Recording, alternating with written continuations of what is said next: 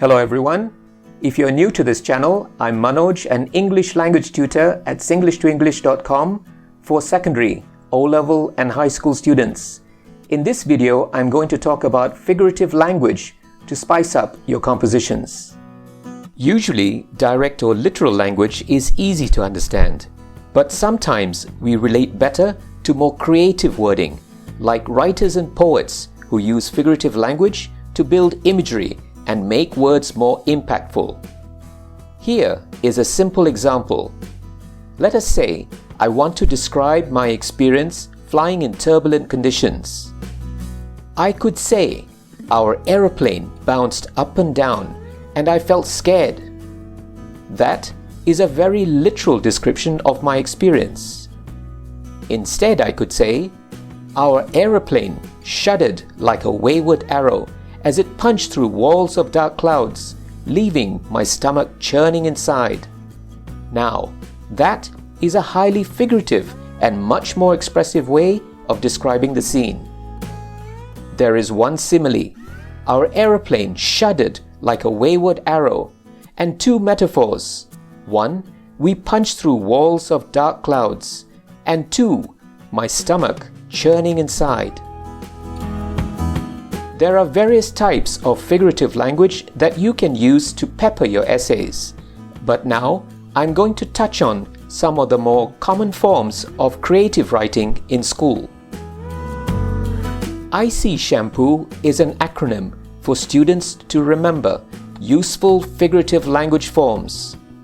I stands for idioms like pepper your essays, which I just mentioned, meaning lightly sprinkle figurative words and phrases in your writing. C is for cliché. S for simile, hyperbole, alliteration, metaphor, personification, oxymoron, onomatopoeia. Before I briefly explain some of these forms, have a look at these poems. Can you spot the simile, metaphor, and hyperbole? You are beautiful and faded, like an old opera tune, playing upon a harpsichord, or like the sun-flooded silks of an 18th century boudoir.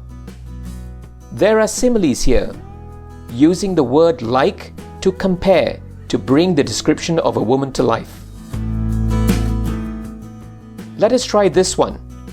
I love you, dear, I love you, till China and Africa meet, and the river jumps over the mountain and the salmon sing in the street.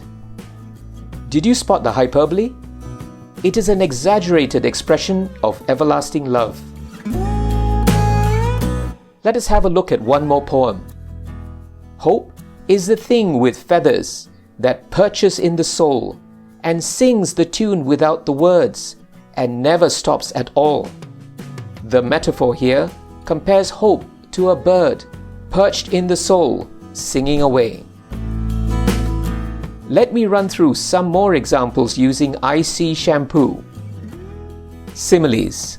A simile is used to compare two things with the words as or like. For example, the quiet lady was as distant as a remote tropical island, uncivilized, unspoiled.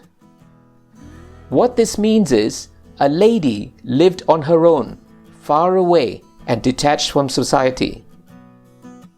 Another example, each dollar bill was like a magic wand to cast away problems, meaning the value of money to pay the bills.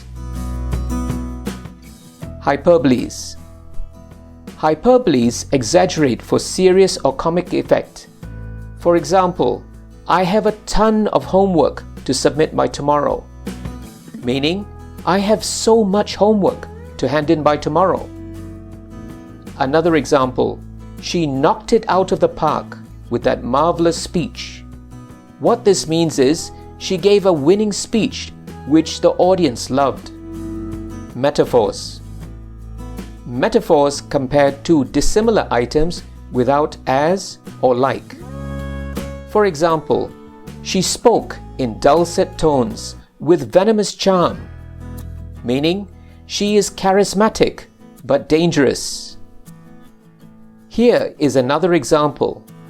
My house of life is weather-stained with years. This means I have become old and withered over the years. The rest of I.C.S.H.A.M.P.O.O is covered in my website. If you are interested, head on over to singlishtoenglish.com. I have provided links above and in the description box below. Thanks very much for watching this video. If you found it useful, please give it a like, share and subscribe to my channel. Stay tuned as I will be coming up with more content to help students level up their English. See you again. Bye-bye.